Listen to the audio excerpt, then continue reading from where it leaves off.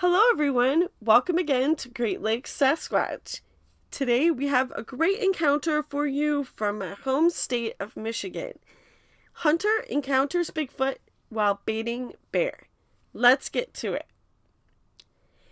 It was around 3 p.m. on a typical cool fall day in September of 1992.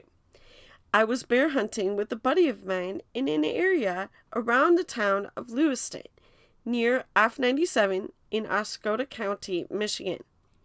We had 4 bear bait sites in about a 30-mile radius. One of the sites was located in Red Oak Township.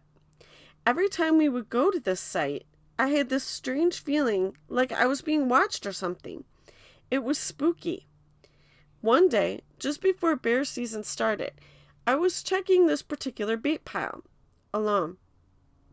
There was a 2-track road that wound through the woods, up a hill, and then down to a swamp. The 2-track ended at a trail.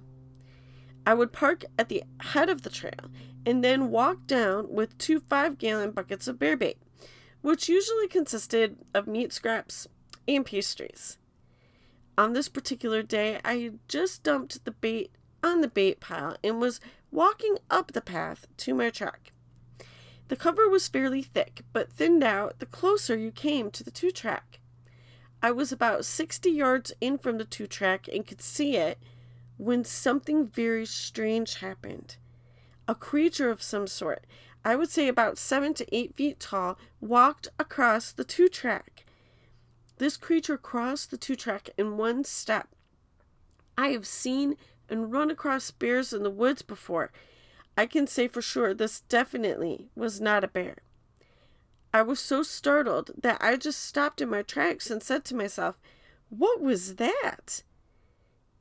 As I walked closer to where the creature crossed, I kept getting this overwhelming feeling of fear. When I got to the spot where I thought this creature had crossed, I stopped. I looked in the direction in which the creature had walked and looked around. About 30 feet or so, behind a large cedar tree, I could make out what appeared to be a face. It was definitely not a bear, but not a man either. It looked kind of black, like a mountain gorilla would. I thought I was seeing things, so I kind of blinked a few times. It was still there. After about 15 seconds, the creature turned away from me and disappeared into the woods. All the time this was happening, I just could not shake this feeling of dread or doom. I've hunted and fished all over the state of Michigan and have never been afraid of anything that I've encountered. This really shook me. I can best describe the creature as about 7 to 8 feet tall, very dark in color, and had a face that looked like a cross between a man and a gorilla. I have never seen anything that even came close to this. Up until now, I was a non-believer in Bigfoot. I always figured that what people were seeing was bears walking on their back legs. This was not a bear, and it was not a man either. I never told anyone about this for years. I did not think anyone would believe me, and I did not want to listen to my hunting buddies tease me about it. This sighting was reported to the Bigfoot Field Researchers Organization, BFRO for short. It was followed up on by BFRO investigator Don Peer. Don lives in northern Michigan and has studied the Bigfoot phenomenon all his life. He has attended numerous Bigfoot expeditions here in Michigan and co-organized the 2011 Michigan BFRO expedition. He is an avid outdoorsman and works for the Michigan Department of Corrections.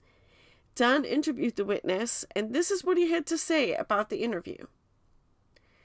The witness said he was coming back from dumping 2 pails of bear bait, one that contained pastries and one with meat scraps. When he got close to the 2-track road, he could see the opening up ahead and seen the animal cross the 8 to 10 foot wide road with one step. While standing where the animal crossed, he saw the head looking from behind a tree. He did see some facial detail, as it was only about 30 feet away. It looked similar to a gorilla, more so than human or bear.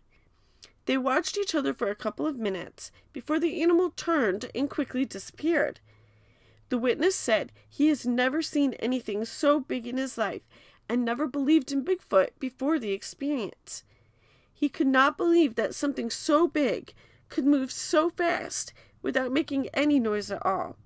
He hasn't been back to the area since. Thanks for joining us today for Squatchtales on Great Lakes Sasquatch. Please like, share, subscribe, hit that notification bell, and let me know what you think in the comments. Links to our social media accounts are in the description box below. If you have an encounter you would like to share from the Great Lakes region, please email me, greatlakessasquatch@gmail.com. And if you love Sasquatch stories, please check out some of these other really awesome Bigfoot channels and support them as well. PacWest Bigfoot, Blue Ridge Bigfoot, Bigfoot Case Files, and Dixie Cryptid. Have a great day and happy squatching!